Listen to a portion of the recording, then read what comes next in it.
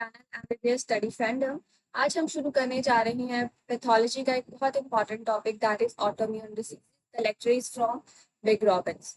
Autoimmune disease क्या होती हैं, कैसे डेवलप होती हैं, क्या मैकेनिज्म होते हैं, क्या सिनेरियो डेवलप होता है, ये सब हम डिस्कस करेंगे इस लेक्चर में। पहले हम पढ़ते हैं कि ऑटोइम्यूनिटी क्या होती है। ऑटोइम्यूनिटी क्या होती है कि जो नॉर्मल इम्यून रिएक्शंस होते हैं हमारी बॉडी के, वो against foreign antibodies, foreign pathogens के अगेंस्ट है वो डेवलप होते हैं। लेकिन अगर यही इम्यून रिएक्शन, यही immunity self antigens normal sales of the body के अगेंस्ट रिएक्शंस प्रोड्यूस करे तो हम इसे ऑटो इम्यूनिटी कहते हैं। ऑटो इम्यूनिटी नॉर्मली प्रोसेस में ऑटो एंटीबॉडीज प्रोड्यूस होती हैं, नॉर्मल प्रोसेस में एंटीबॉडीज प्रोड्यूस होती हैं इम्यून रिएक्शंस में, जो कि फॉरेन एंटीबॉडीज को किल कर देती हैं। इसी तरह अगर सेल्फ एंटीजेंस के अगेंस्ट इम्यून रिएक्शंस डेवलप होंगे तो ऑटो एंटीबॉडीज प्रोड्यूस होंगी। ऑटो एंटीबॉडीज क्या होती हैं? जो सेल्फ एंटीजेंस बॉडी के नॉर्मल सेल्स के अगेंस्ट और एंटीबॉडीज डेवलप होती हैं। अब ये ऑटो एंटीबॉडीज नॉर्मली भी डेवलप प्रेजेंट होती हैं, जैसे कि ओल्डर एजेस में ब्लड सीरम में अगर आप कराएं टेस्ट तो ऑटो एंटीबॉडीज प्रेजेंट होती है, लेकिन कोई डिजीज कॉज नहीं कर रही होती है। या फिर अगर कोई सीवियर टिश्यू डैमेज हुआ है तो उसकी डेब्री को क्लियर करने के लिए भी ऑटो एंटीबॉडीज प्रेजेंट होंगी। लेकिन किसी भी रिएक्शन को, किसी भी इम्यून रिएक्शन को ऑटोइम्यून डिजीज कहने से पहले हमें हमारी 3 रिक्वायरमेंट्स होती हैं। कोई ऐसे क्राइटेरिया थे जो कि फुलफिल होने चाहिए before a disease is called autoimmunity. First क्या है कि इम्यून रिएक्शन स्पेसिफिक होना चाहिए सेल्फ एंटीजन या सेल्फ टिश्यू के लिए। सेकेंड इज कि ये इम्यून रिएक्शन किसी टिश्यू डैमेज के रिस्पॉन्स में नहीं हो बल्कि एक पैथोजेनिक सिग्निफिकेंस हो। थर्ड, इसके कोई well defined cause of disease present ना हो। जब हम ये आइडेंटिफाई नहीं कर पाते तो हम इसे ऑटोइम्यून डिजीजेस कहते हैं। अब ऑटोइम्यून डिजीज को हम broadly immune mediated inflammatory diseases में क्लासीफाई करते हैं, क्योंकि अनसर्टेनिटी है, मैकेनिज्म ऑफ एक्शन, बहुत सारी चीजें अननोन है कि ऑटो एंटीबॉडीज किन एंटीजेंस के अगेंस्ट डेवलप होती हैं, जो इम्यूनिटी कैसे डेवलप होती है। तो हम इन्हें क्लासीफाई करते हैं immune mediated inflammatory diseases. Immune mediated inflammatory diseases इसलिए इनको कहते हैं क्योंकि क्रॉनिक इन्फ्लेमेशन प्रेजेंट होती है इनकी इन डिजीजेस की पैथोजेनेसिस में। नेक्स्ट एग्जांपल्स देखते हैं मीडिएटेड इन्फ्लेमेटरी डिजीजेस की। फर्स्ट है diseases caused by antibodies and immune complexes. कुछ ऐसी डिजीजेस होंगी जिनमें एंटीबॉडीज डायरेक्टली किसी ऑर्गन को, सिस्टम को डैमेज कर रही होगी, या फिर इम्यून कॉम्प्लेक्सेस डिपॉजिट हो गए उस ऑर्गन को या सिस्टम ऑफ बॉडी को डैमेज कर रहे होंगे। तो इसमें आती हैं organ specific autoimmune diseases, systemic autoimmune diseases और diseases that are caused by reaction to microbial antigens.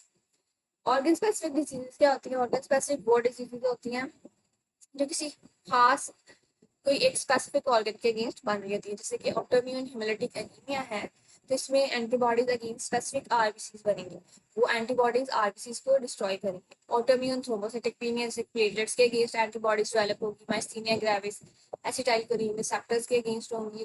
Graves disease में थायराइड हार्मोन रिसेप्टर यंग गुड पासमैन सिंड्रोम। उसमें सिस्टेमिक वो की जो पूरी बॉडी को इन्वॉल्व करेगी, हर ऑर्गन, हर सिस्टम ऑफ बॉडी को, हर organ of system of body को डैमेज करेगी। That is systemic lupus erythematosus SLE. और वो डिजीजेस जो किसी माइक्रोबियल एंटीजन के रिएक्शन में प्रोड्यूस होती हैं वो डिजीज कॉज करती हैं ऑटोइम्यून, कहते हैं पॉलीआर्थराइटिस नोडोसा। इसमें कुछ डिजीज होती हैं जो टी सेल के अनकंट्रोल रिएक्शन से डेवलप होती हैं, उनमें भी हम पढ़ेंगे। ऑर्गन स्पेसिफिक होती हैं, सिस्टेमिक होती हैं, यहाँ भी किसी माइक्रोबियल एजेंट के रिएक्शन में टी सेल्स हाइपर एक्टिवेट हो जाते हैं। तो ऑर्गन स्पेसिफिक में टाइप 1 डायबिटीज मेलिटस होगा और मल्टीपल स्क्लेरोसिस है। सिस्टेमिक में रूमेटॉइड आर्थराइटिस है, सिस्टेमिक स्क्लेरोसिस है, जॉर्गन सिंड्रोम है। And infection by microbial agent में इन्फ्लेमेटरी बाउल डिजीज, जिसमें क्रोन डिजीज, अल्सरेटिव कोलाइटिस आता है, एंड इन्फ्लेमेटरी मायोपैथीज। तो ये टेबल हमने याद करना है for MCQs for broad classification के ऑटोइम्यूनिटी में हमें क्या पढ़ना है, कैसे पढ़ना है, किस सीक्वेंस में पढ़ना है।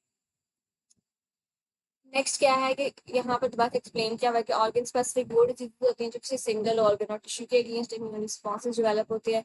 इसके एग्जांपल में टाइप 1 डायबिटीज मेलिटस होता है। इसमें क्या होता है कि ऑटो रिएक्टिव टी सेल्स और एंटीबॉडीज डेवलप होती हैं beta cells of pancreatic islands के पैंक्रियास के जो बीटा सेल्स हैं उनके अगेंस्ट टी सेल्स और एंटीबॉडीज प्रोड्यूस होगी जो कि डैमेज कॉज करेगी to the pancreas.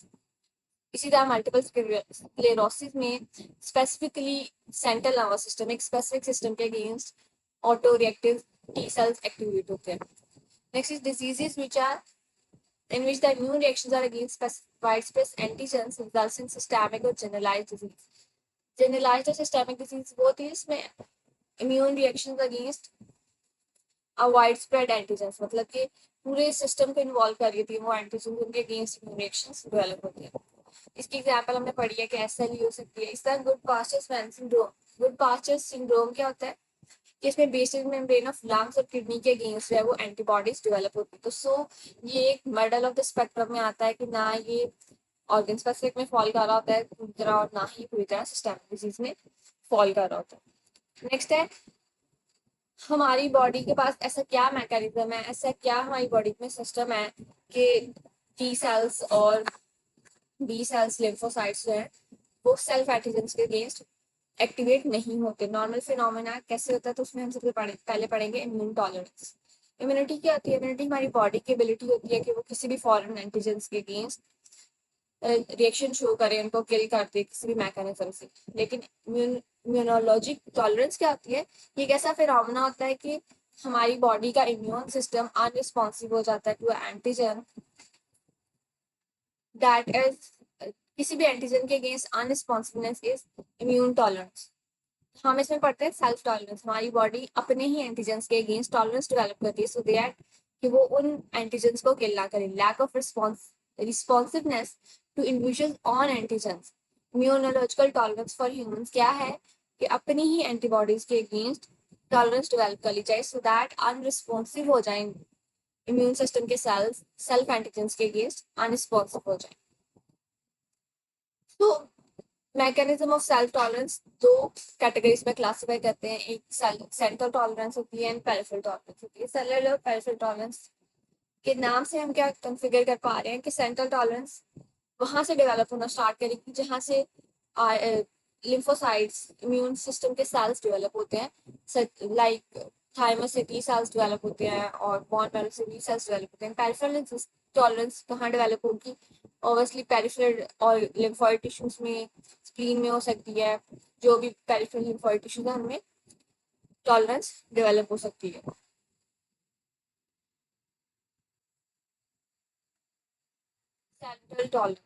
Central tolerance क्या होती है कि कोई भी इमेच्योर जो सेल्फ रिएक्टिव टी सेल्स हैं और बी सेल्स हैं वो अपनी सेल्फ एंटीजेंस को रिकॉग्नाइज करते हैं इन द सेंट्रल और लिम्फोइड ऑर्गन.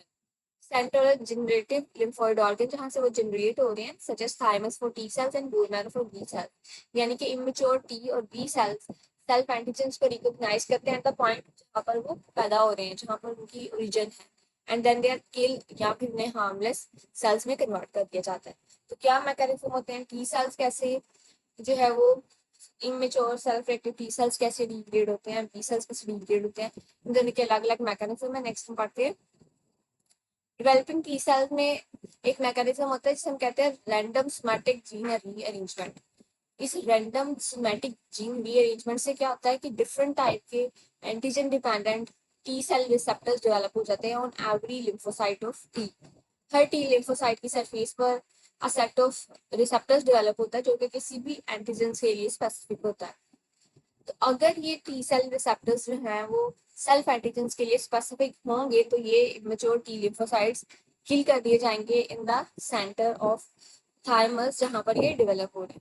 ये किस तरह होते हैं कि immature T cells encounter antigens in thymus that die by apoptosis. जो भी टी सेल्स डेवलप होंगे उनके ऊपर सोमैटिक रीअरेंजमेंट होगी जीन्स की, टी सेल रिसेप्टर्स प्रोड्यूस होंगे. अगर वो रिसेप्टर सेल्फ एंटीजेंस को रिकॉग्नाइज करके इनके साथ बाइंड करके रिएक्शन डेवलप करेंगे तो उन सेल्स को एपोप्टोसिस के थ्रू किल कर दिया जाएगा. This is called negative selection और deletion.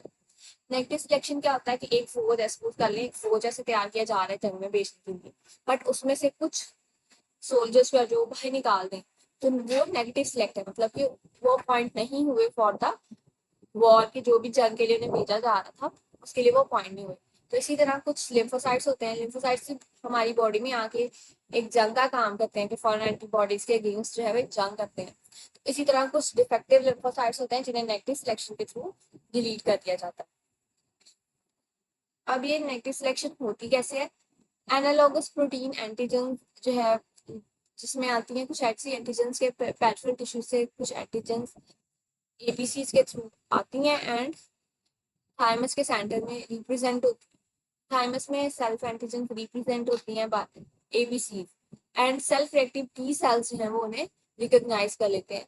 Antigens thought to be restricted to peripheral tissues are processed and presented by thymic antigen presenting cells. Thymus के ABCs with self MSC molecules represent करते हैं peripheral tissues की antigens को, therefore recognized by potentially self reactive tissues.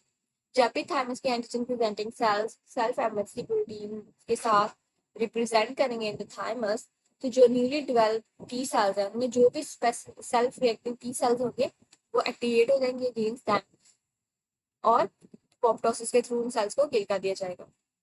एक protein होती है AIRE, autoimmune regulatory jeans. ये क्या करती हैं, ये peripheral restricted tissue receptive self antigens को थाइमस में एक्सप्रेस कराती हैं और इमेच्योर टी सेल्स को डिग्रेड करा देती हैं, पोप्टोसिस के थ्रू वो किल हो जाते हैं। अगर इन प्रोटीन्स जो के एक्सप्रेस कराती है सेल्फ एंटीजेंस को, सो दैट के जो भी सेल्फ रिएक्टिव टी सेल्स हैं वो एक्सप्रेस हो जाए और उन्हें किल कर दिया जाए बिफोर उन्हें सर्कुलेशन में भेजा जाए। अगर ये जीन्स जो हैं वो, ये प्रोटीन्स जो हैं वो मिसिंग हो उनकी, तो ऑटोइम्यून पॉलीएंडोकाइनोपैथी डेवलप हो सकती है।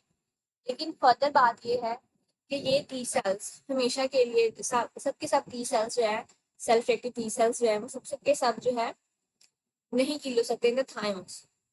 तो वो क्या होते हैं कि उन्हें कन्वर्ट कर दिया जाता है कुछ को रेगुलेटरी टी सेल्स में, जो कि फर्दर सेल्फ एंटीजेंस की डिग्रेडेशन को प्रिवेंट करते हैं इन द पेरिफेरल सर्कुलेशन। बाकी नेक्स्ट है बी सेल्स। अब बी सेल्स इस मैकेनिज्म के थ्रू टॉलरेंस डेवलप करते हैं कि बी सेल्स बोन मैरो में प्रोड्यूस होते हैं, तो बोन मैरो में सेल्फ एंटीजेंस को रिकॉग्नाइज करते हैं। एंटीजन रिसेप्टर जीन रीअरेंजमेंट होती है। अब इनमें क्या होता है, रिसेप्टर एडिटिंग का एक फिनोमेना। रिसेप्टर एडिटिंग का फिनोमेना क्या होता है कि जैसे सोमैटिक जीन रीअरेंजमेंट होती है, उससे टी सेल रिसेप्टर्स पर जो है वो टी सेल रिसेप्टर्स डेवलप होते थे। इसी तरह बी सेल रिसेप्टर्स डेवलप होते हैं by the antigenic gene rearrangement.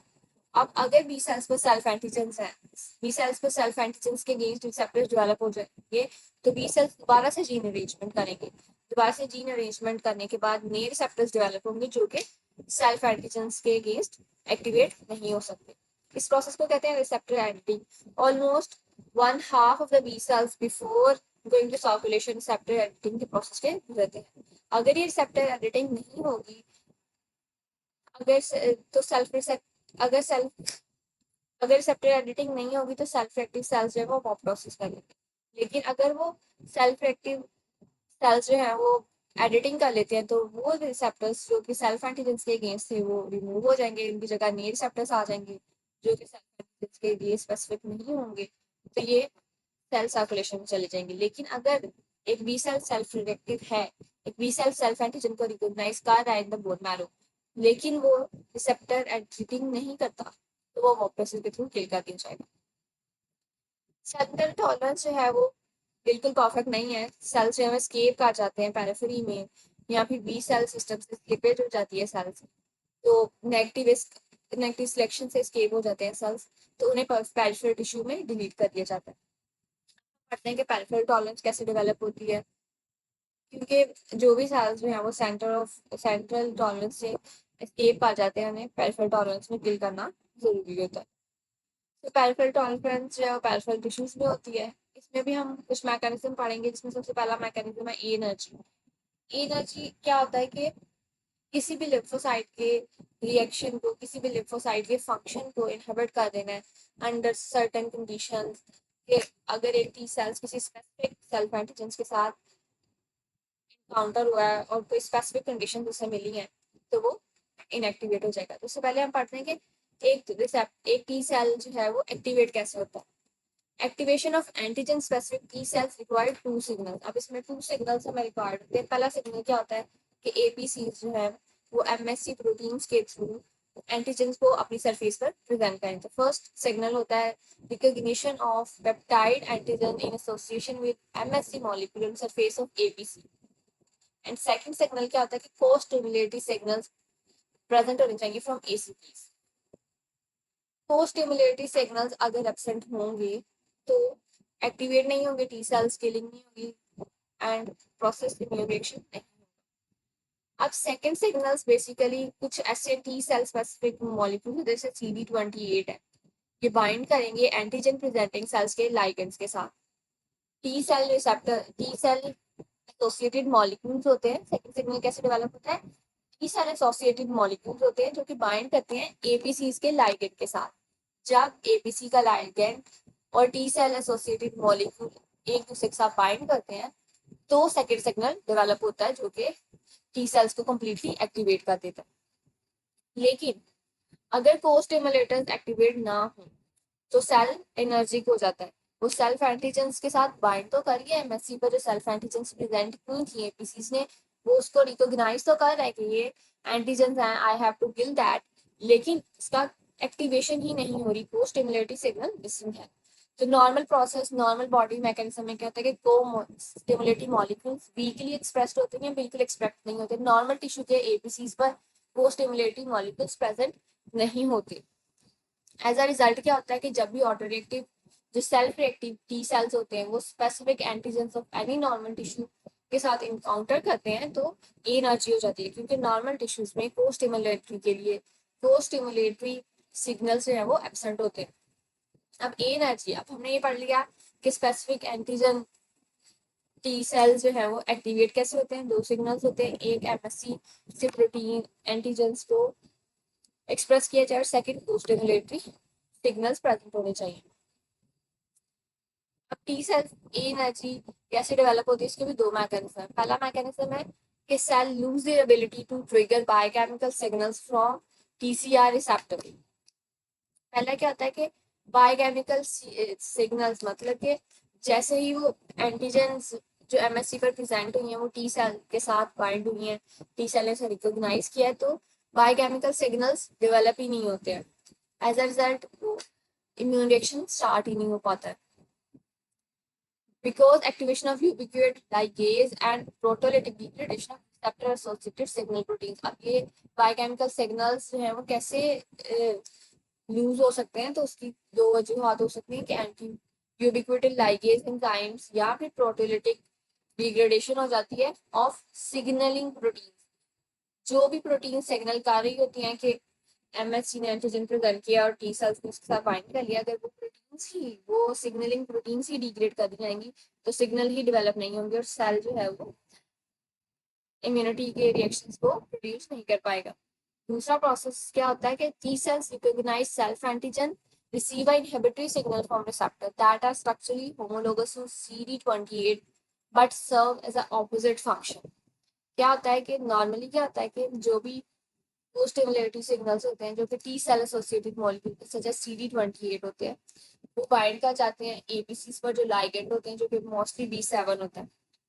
लेकिन अगर CD28 जो है वो रिसेप्टर्स जो है वो उसके कोई होमोलोगस रिसेप्टर्स प्रोड्यूस हो जाए, सच एज के CD टी सेल्स पर CD28 की जगह CTLA4 जो कि एक इनहिबिटरी रिसेप्टर है, अगर ये B7 मॉलिक्यूल के साथ बाइंड भी करेगा तो वो स्टिमुलेटरी रिस्पॉन्स प्रोड्यूस नहीं होगा। इसी तरह टी सेल्स पर एक चेंजिंग कर देते हैं, जो भी टी सेल्स सेल्फ एंटीजेंस को रिकॉग्नाइज करते हैं उन टी सेल्स में चेंज कर दिया जाता है CD28 जो उनका टी सेल एसोसिएटेड को स्टिमुलेटरी मॉलिक्यूल था विद CTLA4 या फिर PD1। तो CTLA4 B7 के साथ बाइंड करता है बट उसका फंक्शन जो है वो ऑपोजिट होता है, वो इनहिबिटरी सिग्नल्स प्रोड्यूस करता है। एज अ रिजल्ट क्या होता है कि एमएससी के साथ टी सेल्स बाइंड हुआ वो एक स्टिमुलेटरी सिग्नल था, लेकिन CTLA B7 के साथ बाइंड कर दिया तो एक इनहिबिटरी सिग्नल था। तो दोनों सिग्नल एक दूसरे को क्रॉस कर देंगे, दोनों की एफिशिएंसी खत्म हो जाएगी, टी सेल्स अपना फंक्शन परफॉर्म नहीं कर पाएगा। तो कुछ जीन्स होती हैं जो इनकोड करती हैं CTLA4 को और PD1 को, जो कि ऑटो रिएक्टिव टी सेल्स के रिएक्शंस को स्टॉप करती हैं, किल करती हैं। अगर यही जीन्स जो हैं वो म्यूटेटेड हो जाएंगी तो CTLA4 और PD1 म्यूटेशन से ऑटोइम्यून डिसीजेस डेवलप हो जाएगी। इसी तरह इनसे ऑटोइम्यून एंडोक्राइन डिजीजेस डेवलप होती हैं। सो कुछ ऐसे अगर इनहिबिटर्स प्रोड्यूस कर दिए जाए जो इनकी म्यूटेशन ना होने दें तो ऑटोइम्यून डिजीज को हम प्रिवेंट कर सकते हैं। टी सेल्स में भी एनर्जी का प्रोसेस होता है, हमें स्पेसिफिकली टी सेल से पढ़ा है। टी सेल्स का एनर्जी का प्रोसेस बहुत वाइडली एक्सप्लेन्ड है, अंडरस्टूड है। लेकिन बी सेल्स का कंप्लीटली अंडरस्टूड नहीं है, लेकिन सेम मैकेनिज्म के थ्रू बी सेल्स भी एनर्जी में जा सकते हैं. B cell encounter self antigens in peripheral tissue in the absence of T cells. Then B cells are unable to respond to subsequent antigenic stimulation and may be excluded. अगर वो T helper cells की presence में की absence में किसी भी self antigens को encounter करती हैं तो वो बी सेल्स जो है वो उन्हें रिस्पॉन्ड नहीं कर पाते हैं, एक्सक्लूड हो जाते हैं फ्रॉम द लिम्फोइड फॉलिकल, जो कि इनकी डेथ कॉज कर देता है. हमने फर्स्ट मैकेनिज्म पढ़ा anergy in the peripheral tolerance.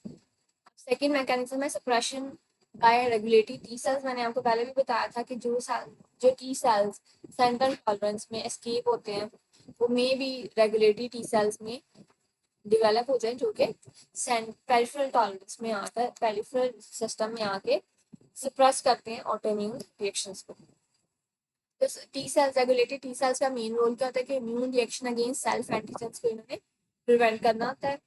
Regulatory T sales thymus में डेवलप होते हैं और पेरिफेरल लिम्फोइड टिश्यूज में इंड्यूस कर दिए जाते हैं. अब रेगुलेटरी टी सेल्स कौन से सेल्स होते हैं? They are CD4 positive cells that constitutively express CD28. कुछ ऐसी जीन्स, कुछ ऐसे रिसेप्टर्स एक्सप्रेस करेंगे जो कि लिम्फोइड सेल्स को लिम्फोसाइट एक्टिवेशंस को इनहिबिट कर रहे होंगे या उन्हें सप्रेस कर रहे होंगे. तो इसी तरह T cells regulatory T cells जो एक्सप्रेस करते हैं CD28 को, इंटरल्यूकिन 2 रिसेप्टर्स को, जो कि एंड ट्रांसक्रिप्शन फैक्टर POXP3. अब ये इंटरल्यूकिन 2 और POXP3 जो है ये ऐसी रिक्वायरमेंट्स हैं जो कि maintenance of functional CD4 regulatory sales करती हैं. मतलब कि रेगुलेटरी सेल्स को डेवलप करती हैं, उनको मेंटेन करती हैं, उनके फंक्शन को मेंटेन करती हैं. That are interleukin 2 and POX3 genes. अब अगर म्यूटेशन हो जाएंगी POX3 में तो क्या होगा? रेगुलेटरी टी सेल्स का सप्रेसिव फंक्शंस खत्म हो जाएगा, ऑटोइम्यून डिजीजेस डेवलप होना स्टार्ट हो जाएंगी. इस तरह जो जीन्स इंटरल्यूकिन 2 या इंटरल्यूकिन रिसेप्टर्स या फिर उसकी कोई भी अल्फा बीटा जीन को जो है वो इंपोर्ट कर लेती है, अगर उनसे कोई भी जीन डिलीट हो जाती है, म्यूटेट हो जाती है, तो multi organ autoimmune disease cause कर देगी, क्योंकि interleukin 2 is essential for maintenance of regulatory T cell. इसी तरह जो है वो अब basically the essence of this whole paragraph is inhibitory activity of these cells may be mediated by secretion of immunosuppressive cytokines such as interleukin 10, TGF beta, which may inhibit activation and effector functions. So ये जो भी interleukin 2 और POXP3 हैं ये सब क्या करेंगे? कुछ immunosuppressive साइटोकाइंस रिलीज करेंगे जिनमें इंटरल्यूकिन 10, TGF बीटा आते हैं. ये क्या करते हैं? लिम्फोसाइट एक्टिवेशन को इनहिबिट करते हैं और इफेक्टर का फंक्शन प्रोड्यूस नहीं होने देते. देन थर्ड मैकेनिज्म है deletion by activated induced cell death. Activation induced cell death कि एक टी सेल जो है वो खुद ब खुद अपने आप को एक्टिवेट कर लेता है डेथ पाथवे के थ्रू, अपने आप को किल कर लेता है. Promoted death by apoptosis. CD4 T cells promote their death by cell apoptosis. इसे कहते हैं हम एक्टिवेशन इंड्यूस्ड सेल डेथ. अब इसमें भी दो मैकेनिज्म्स डिस्कस हैं कि एक्टिवेशन इंड्यूस्ड सेल डेथ कैसे होती है.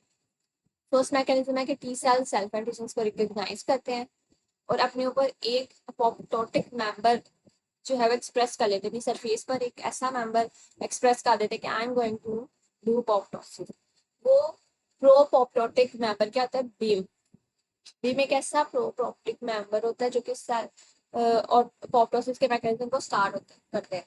नॉर्मली एक सेल में बीम भी प्रेजेंट होता है जो प्रोपोप्टोटिक है, लेकिन एंटी अपॉप्टोटिक बीम के अगेंस्ट एंटी अपॉप्टोटिक मेंबर्स भी प्रेजेंट होते हैं जो कि इसे किल नहीं, जो कि बीम को एक्टिवेट नहीं होने देते. अगर सेल के मतलब एक पॉजिटिव और नेगेटिव एनर्जी दोनों प्रेजेंट होती है, वो दोनों एक दूसरे के इफेक्ट को कैंसिल आउट कर देती है. लेकिन जैसे ही टी सेल्स है वो सेल्फ एंटीजेंस को रिकॉग्नाइज करता है, प्रोपोप्टोटिक मेंबर्स जो है वो BCL फैमिली के वो अपनी सरफेस पर प्रेजेंट करता है without anti apoptotic member of family like BCL2 and BCLX. Anti apoptotic जो अपॉप्टोसिस को इनहिबिट करते हैं वो सरफेस पर एक्सप्रेस नहीं होते, लेकिन सिर्फ एक ऐसा मेंबर जो अपॉप्टोसिस कॉज करता है वो एक्सप्रेस हो जाता है. Unopposed Bim triggers apoptosis by mitochondrial pathway जैसे हमने पहले पढ़ा हुआ है कि बीम ट्रिगर होगा एंड देन कैप्सिड आएंगी और किलिंग होगी। सेकेंड मैकेनिज्म क्या है, फैज लाइगेंड सिस्टम। एक लिम्फोसाइट पर एक फैज रिसेप्टर प्रेजेंट होता है, इसी तरह एक्टिवेटेड टी सेल्स पर फैज लाइगेंड प्रेजेंट होता है। जैसे ही फैज रिसेप्टर फैज लाइगेंड के साथ बाइंड करता है तो क्या होता है कि अपोप्टोसिस इंड्यूस हो जाती है बाय डेथ रिसेप्टर पाथवे। अगर सेल्फ एंटीजन जो है वो रिसेप्टर एंटीजन रिसेप्टर्स को टी सेल्स पर रिकॉग्नाइज कर ले, फैज और फैज लाइगेंड जो है वो एक्सप्रेस हो जाते हैं और फैज मीडिएटेड प्रोसेस डेवलप हो जाती है। इसी तरह सेल्फ रिएक्टिव बी सेल्स भी फैज फैज लाइगेंड के थ्रू जो है वो किल हो सकते हैं, लेकिन इसमें फैज लाइगेंड जो है वो टी सेल्स पर होता है और बी सेल्स के ऊपर फैज रिसेप्टर्स प्रेजेंट होते हैं। तो अगर peripheral deletion of auto reactive lymphocytes को हम समराइज करें तो इससे यही है कि अगर म्यूटेशन होगी इन दीज फैज लाइगेंड तो क्या होगा, ऑटोइम्यून डिजीज डेवलप हो जाएगी।